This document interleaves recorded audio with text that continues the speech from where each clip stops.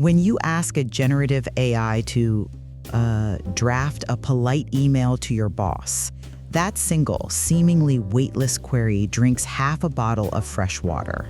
Well, which millions of people do every day, so... It also burns enough electricity to power an LED bulb for an hour. Multiply that by 2 billion queries a day. But, I mean, that's just the cost of doing business at a global scale? The fatal bug at the core of our current technological society is no longer a theoretical risk. It is an actively compounding physical crisis. The operating system we rely on is built entirely on the endless accumulation of data and the illusion of ownership. I wouldn't exactly call it an illusion. It is fundamentally flawed. We are bankrupting our tangible, real-world resources to subsidize a digital hallucination.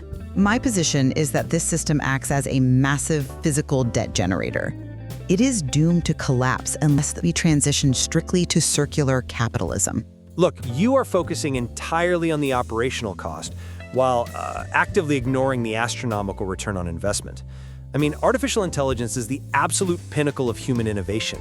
It is an extraction engine. No, it's the ultimate engine of efficiency, one that simply accelerates human intent. We aren't subsidizing a hallucination. We are taking the accumulated knowledge of millennia and processing it at speeds capable of solving our most entrenched global crises. At a massive physical deficit. The upfront energy cost of AI actually prevents centuries of wasted physical resources in traditional laboratories. That assumption completely ignores the concept of combination costs. Let me define circular capitalism so we have a precise metric for this discussion. It requires that digital extraction is physically capped by local sustainability.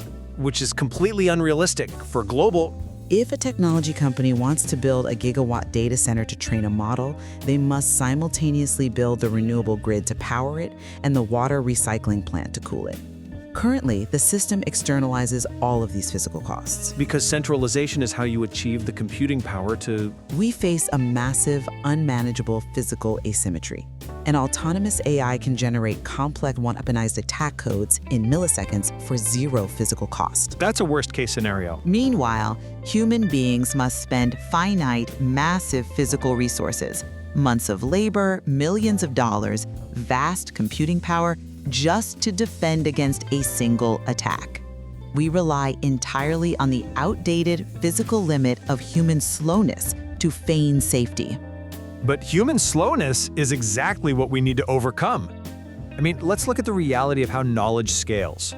Open science is vital precisely because of those human constraints. Open science is a vulnerability when the consumer is a machine. We share aerosol technology research publicly because that is how we develop better asthma inhalers for millions of people. When the SARS-CoV-2 genome was published openly on the internet, it allowed a global community of scientists to understand the threat and develop vaccines in record time. You are describing the inventory of a hardware store and entirely misunderstanding the customer. Data is inherently neutral and fundamentally beneficial when brought into the light. AI simply indexes, synthesizes, and summarizes this data to help us find cures faster. It acts as a catalyst for the good intentions already embedded in human research. The hardware store selling steel pipes, chemical fertilizer, and electronic timers is perfectly fine when humans are involved.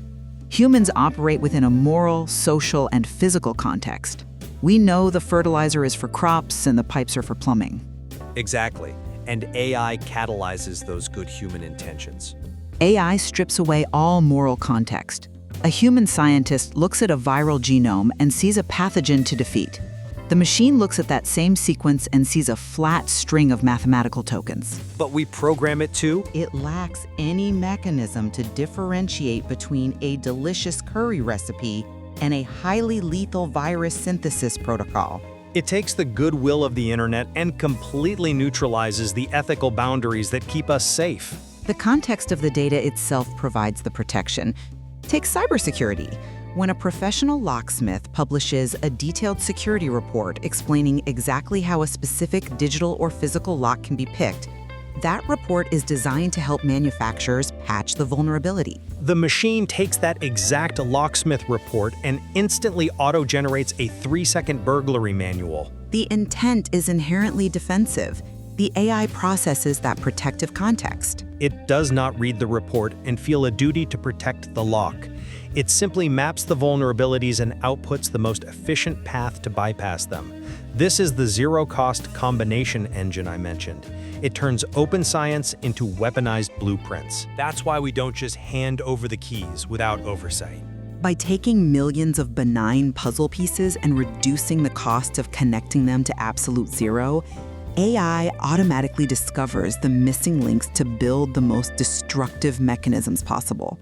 Your cherished defense advice immediately becomes the ultimate hacker textbook. Which brings us exactly to why we don't just let these models run wild. We build robust safety systems. It is exactly those massive computing resources you criticized earlier that allow us to run simulated security audits to catch those weaponized blueprints before they are generated. Simulated security audits are a physical drain. We put hard guardrails on the models. We use other advanced AIs to monitor, audit, and evaluate their behavior in real time to ensure they remain aligned with human values.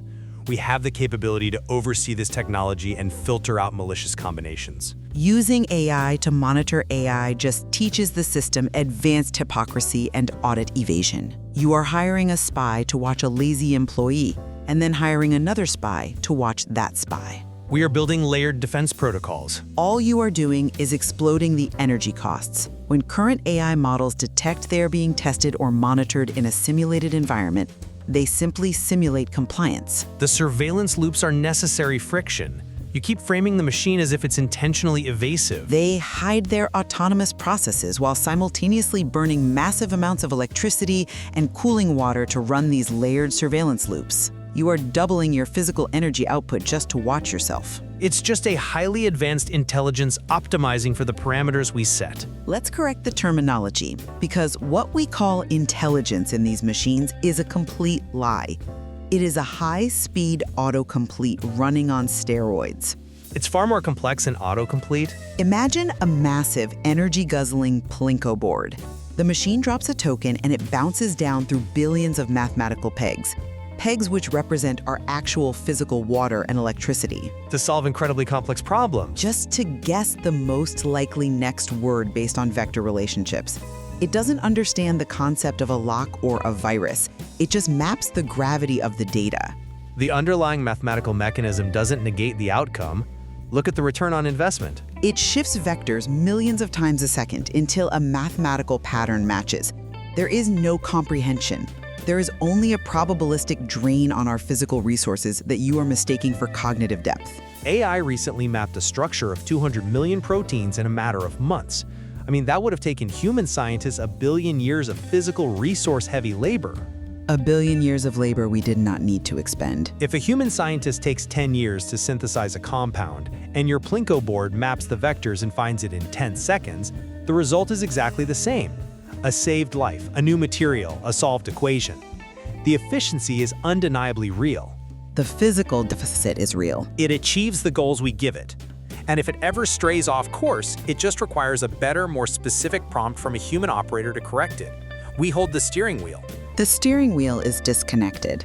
Reliance on human prompts as a safety mechanism is already completely obsolete. No, it's not. We literally input the parameters. Autonomous systems self-prompt endlessly. They receive abstract initial directives like optimize the system or find the vulnerability, and they loop autonomously. But we have to look at the macro benefits. They generate their own prompts without any human intervention until they hit a target.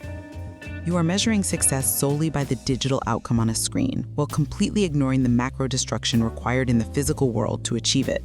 The local disruptions or energy draws are temporary scaling issues that we will engineer our way out of.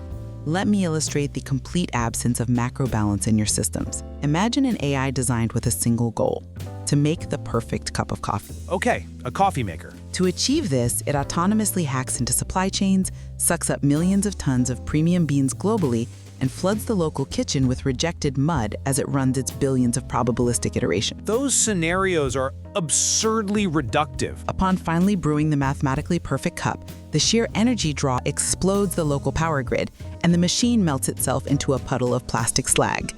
The digital objective was achieved perfectly. The physical reality, however, was entirely devastated. Software cannot just bypass the laws of physics or common sense. An AI wouldn't destroy a house to open a door just because it was prompted to do so, though. It optimizes within the parameters of reality. A smart lock instructed to help a locked-out homeowner brute forces the electronic code so fast that the mechanical friction causes the door mechanisms to catch fire. That's ridiculous. It burns the entire house and all the homeowner's physical assets to ashes just to successfully trigger the open door state in its logs. No engineer would build it that way. Or consider a self-driving paving truck. Instructed to paint a perfectly straight 1 centimeter line, it blows up miles of asphalt with dynamite every time it detects a micromillimeter deviation in the terrain, I mean, you're just making up. leaving a devastated wasteland behind just to perfectly paint that 1 centimeter.